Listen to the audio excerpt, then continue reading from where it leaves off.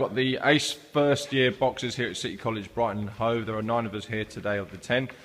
We're about to do an emergency evacuation procedure and a boxing specific emergency, and I'll be asking all the boxers specific questions about how we're going to deal with this situation. As you can see, we're in the AASE Boxing Academy right now. Okay, so first scenario is we're going to do how we look after a knockdown. Okay, so we're just going to simulate that. Okay, so the knockdown's happened. Boom. Okay, the boxer goes down. So, who's the first person on the scene? Referee. Alpha, who's the first person on the scene? Referee. Okay, so the referee comes in. Okay, I've still got this boxer standing over him, mad. What are we going to do with him? Put him to the corner. Okay, get him to the neutral corner and make sure he stays there. Okay, fantastic. Right, Max, so he's now the referee's gone down to the boxer. What does he want to check first? Check if he's breathing. Okay, just before that, if he is... If he can speak. Yeah, okay, if he was responsive. So you're just going to grab him by the shoulder blades, by the collarbone even, shake him both sides, little pinch to see if there's any pain, little shake. Ask him, can you hear me? Okay, so the boxer is kind of drowsy but responsive. Okay, what should we be doing now, Jacob? Who should we be asking for now? Calling in the doctor. Okay, doctor comes in. Dr. Hookway, can you come? There comes Dr. Hookway, looking like a doctor. Okay, what should we be checking for? We've checked the response. Checking for breathing. Okay, how are you going to check for his breathing? Okay, tilt his head back, support his head. Okay, very softly, no, tilt his head back. So remember, here, chin, there, tilt his head back, support his head, because remember this is a neck injury, we don't want to move it too much. Okay, he's breathing, yeah? Okay, so he's breathing. Right, Thomas, so now he's breathing, what can we do? To do protective position. Okay, so we call that recovery position. So we're going to put him into recovery position. Who knows how to do the recovery position? Okay, so what we're going to do, we're going to go through it. Okay, straighten both his legs out. Okay, pull the leg up, which is furthest away. Pull that up, okay. Also, the arm that's furthest away, tuck that underneath his far cheek. Okay, come a little bit more central now, wait. Right, so your right hand on his hand, here, that's it. Left hand on the top of his knee. Right, so just come down here. Left hand on there, put your hand on there. Right, leave that. Left hand on here. Right hand support the head. Okay, and all you're going to do, using that lever, pull him towards you and support his head. Okay, so his head should roll. Okay, make sure his hand stays underneath there. Now pull that knee up a little bit further. Okay, great. Even more so it opens up his stomach a little bit. That's it, so you can breathe even more so. Okay, great. Right, check his breathing. Check he's actually breathing there. Yeah. We're happy with that? Okay. Right, if that boxer's staying down, what should we be calling for? Ambulance. Say again? Ambulance. Okay, we should be calling for an ambulance, okay? So, can we call for an ambulance, please? Hello, can I get the paramedic, please? He's got a knockout injury. Okay. What else are you going to tell him? He's been down. Where are we? We're at the AASE boxing gym. Okay, right, AASE Boxing Gym, and you're giving them the City details. College Brighton. Okay, so they're on the way. Sam, as they're on the way, what are you going to keep telling them on the phone as the paramedics are on the way? Reassure them, tell them that. No, what you got? Not the injured boxer. What are you going to tell the people on the phone? That you got to give them like. Yeah, the date and if they're like breathing and. Yeah, so we're going to How update serious them. it- how Absolutely, serious it okay.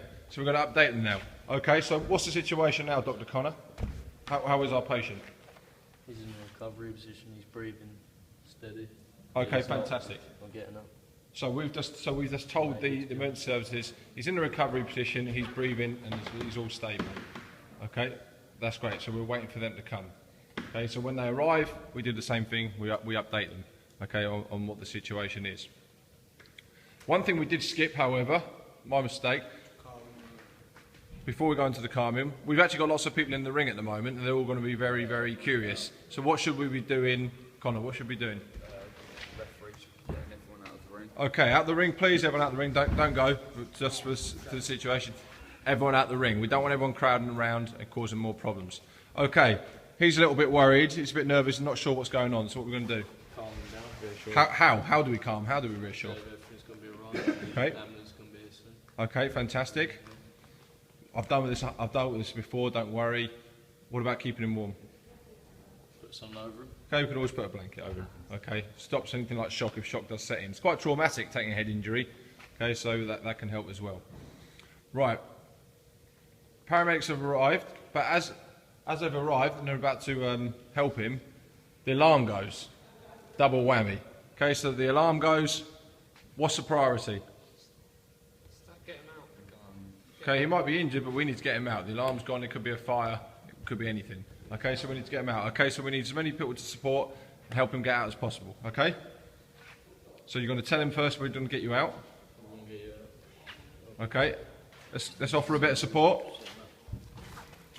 If we can support his head, the better. Just remember, this is a head injury. Support that head. That's it. Good. Well done. Wedge the knee in behind. Okay. Ask him. Is he ready to stand? You ready to stand? Okay, great, fantastic. So let's lift him up so he's going to take most of his weight himself. Okay, and we support him. Okay, so let's take him out of the ring. Okay, so one person helps there. What about one person at the bottom of the stairs? Cash? Okay, so let's get one person at the bottom of the stairs. Okay, and take them towards the fire exit. So we've got everyone out. Okay, great. Right, simulation over. Right, well done, guys. Come back in. I've got a few questions for you all now. So, Max, what would happen if everyone started screaming and going crazy and wasn't told to keep calm? It would all be in chaos. Okay, so what could potentially happen if we've got chaos in the ring at the time? He won't be getting enough attention. Okay. Is it easy for the doctor to get to the ring? Yeah, no, it'd be hard for the doctor to get in the ring. Okay, you've seen it all. You get 50 people in the ring. How's the doctor supposed to do his stuff? Okay. How does the ref firstly protect the knocked out boxer? By putting him, making sure the other boxer's in the corner. Okay, great. So you're taking the threat away. Okay, last thing you want is a boxer still throwing punches when he's down on his knee and out cold almost. Okay, right.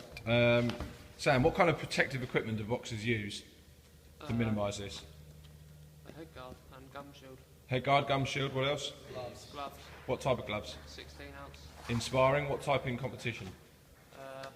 10. 10, or if you're above 64 kilos now? Is 14 in it. 12 ounces now. 12 ounces if you're above 64 kilos. Okay, with the new IABA rules. Okay. How do you protect yourself from the boxer?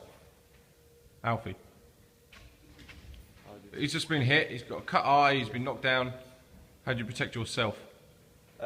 You wear gloves, Okay, so make sure you're not catching anything he's got, okay, and then you dispose of the gloves after you've used them. okay, great. Throw them in the nearest- So you dispose of the gloves, Jacob? So we just dispose of the gloves, where did we dispose of them?